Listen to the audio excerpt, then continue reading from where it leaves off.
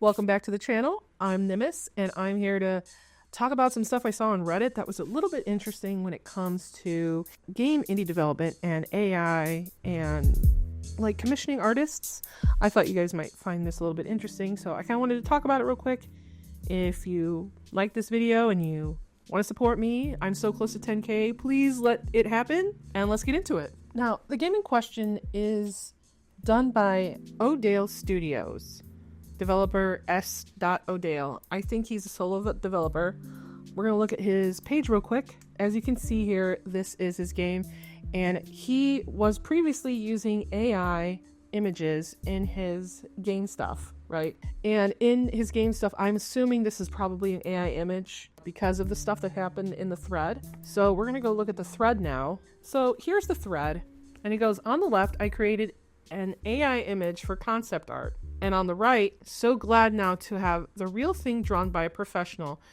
I'm pretty poor, but this is the money I think was well spent. So we're going to look at these images. Now I'm going to turn off my model for a moment because it'll be easier for you guys to see kind of what I'm looking at here. Now when you guys look at these images, there's this one here that's clearly AI on the right. on the left, and this one that's on the right. So as we look over at the one on the left, we see that it has like a cohesiveness, right? But the problem is that these are AI images and these buttons are bad. These wires are everywhere. It just looks like spaghetti, gross. It doesn't look like I would expect something that was supposed to be kind of like System Shock to look like. Now I'm gonna turn my model back on. Now when you look at the image on the right, this one looks like it was done fast, and from what I read in the comments, the background was commissioned and so was this. Now this person it seems like this person has a focus on portraits, because I'm not saying this is bad, but you know what this looks like? It kind of reminds me of Dead Nation. And I'll put a picture up of like Dead Nation art here so you guys can look at it real quick. And it seems like they're not comfortable drawing all this stuff, but this background is pretty good. It's pretty good. I think it maybe would have looked a little bit better if they added a little glaze over this, because this looks it doesn't match with the background. It needs a little bit more yellow. I think they just colored this first and then put this over it and then hoped that it would be cohesive, but they should have just added a color overlay or a multiply layer or something. So the problem is that people in the comments, of course, are acting up like fools, and they're saying that the left is better than the right.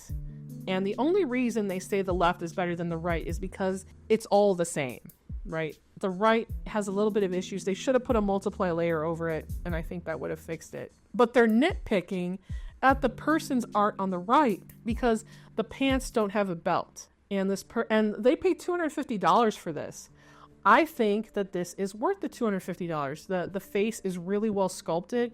Sure, the arms and the hands and the belt, they should have put belt on, but it's supposed to be sci-fi. Does it really matter that it doesn't have a belt? You know, as far as we know, those are almost spandex pants. And they're saying real thing by a professional is just awful angle, bad composition, awful background, awful character art. And that's just not true. That's just not true. I think that people in this comment thread are mostly people who are, how to put it? They're probably people who would use AI, or probably people who wouldn't pay an artist. I mean, there is 478 comments, and we have a little comment here by Marie Ellen Katz, who does her own work. I think I have some of her brushes actually, and she says, I approve. Mood board is a fine use of AI. A final product, no, but to demonstrate a vibe, fine. I say that's the line with such a thing. Mood boards are often unintelligible clips of color, outfit, styles, location, and AI is a fine use in this case. And that's kind of like where I'm at. Don't get me wrong, I hate AI, but I try to be realistic about where it's likely going to be used in the future. It's probably going to be used in a lot of pre-processes to convey ideas for those who are not artistic. And I'm not saying I approve of that. I'm saying that that's where it's likely going to lead, because, you know, that's just my opinion. I know it's like very tinfoily, but whatever. I wanted to point out this comment below her. This is a thread. This thread is an echo chamber. Personally, I don't find that there's much of a difference and think it'd have zero impact on commercial success, except for maybe avoiding anti-AI backlash. Perfect example, I feel, of how AI will continue to flood everything simply due to economics. Not that I think it's good. I prefer people get paid, just because you can't fight economic trends and the only solution is to find a new paradigm where human work is more economically viable. And here is literally what people have been saying here. They've also been saying it absolutely has an effect on commercial success. Every time I see a game or a company with AI generated images, I immediately assume they're not bothered with details and don't care about how they appear. Everyone sees it as cheap and low effort. And this person is from AI Wars, Welkin25. I see him there all the time. Him, her, whatever. I'm getting downvoted for even suggesting the OP could have posted both and made people guess which one is AI. You can already tell which one is AI. But like, that's the thing, is why do you have to trick people if you want people to accept something that is new and different? If you have to trick people into doing it, like, it'd be like, okay, here's an example. I have seen some traditional artists make art that looks almost identical to digital art. Okay, I've seen it.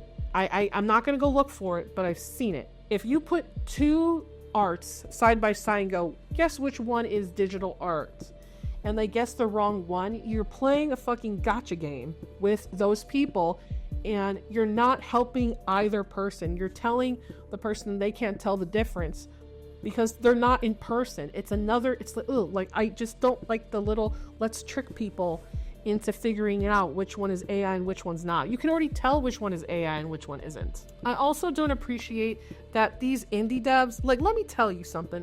I'm gonna defend this artist. I'm gonna defend them, okay? Listen here, indie devs. You guys make your indie games, paying for your assets, and you guys are working as a one-man band, usually, sometimes a three-man band.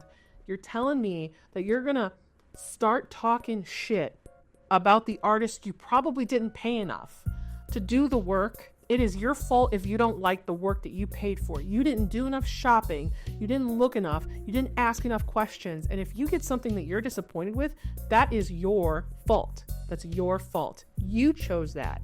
That person's art is perfectly fine. And they did use it. They used it as like a update or whatever. But they didn't use it as the main game. They probably still have the AI image as the main game thing. Anyways, I just wanted to put this out there. I saw this and I felt bad for both the person who paid and for the artist that people are dogging them. Because let me tell you, you guys could have easily gone on Fiverr. You guys could have easily gone on Facebook, where I get some of my commission art from. You could have gone literally anywhere and got art, because you know what this looks like? You know what this looks like? This looks like telling artists not to work with you. I had someone tell me, oh, I work with AI every day and I know what looks good. And I was like, sure you do. Sure you do. Because let me tell you, if you tell me some shit on the internet, I'm not going to believe you unless you can show me your credentials. You can't make me believe for a second you have 20 years of experience. Oh, I'm a professional. No, you're not. Show me. Show me where you've done those things. I need to see it. And you guys are free to not believe me on the shit that I say, because I say a lot of shit. You are free to not believe me. I would hope that I've put forth enough information that you guys can believe me. I don't have 20 years experience as a environmental worker, but I have, like probably 6 years of experience. I have a lot of knowledge. I think I have a lot of knowledge in art. So if you guys take my opinion seriously, well, there it is. But that's pretty much all I had to say. I'm just curious as to what you guys think of this, like, because they put them both up for people to decide. Like, they were so proud of it and people just dogged on it. Will this guy, like, let's say this was you. If this was you and someone did this to you, would you feel nervous to work with an indie developer again? Because I've thought about doing some indie work and getting into that indie space. I think my art's okay, not my background art, because that person's background art is great. The fact that they're saying that that's not great is fucking stupid. But would you guys work with someone who, ended up not using your artwork? Like what would you do if this was your position and all these people were dogging on your art?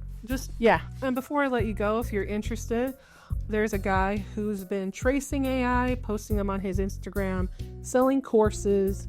And if that is something you're interested in, check out the video at the end of the video. And I'll see you next time, guys. Have a happy new year, and I'm gonna see what I can do. I have a really good video that I have an idea for that has to do with how to prove art has soul, in my opinion. It's an opinion piece. I think it's gonna be good, but I'm gonna be working on it for 2 weeks from now. See you in the next one, guys.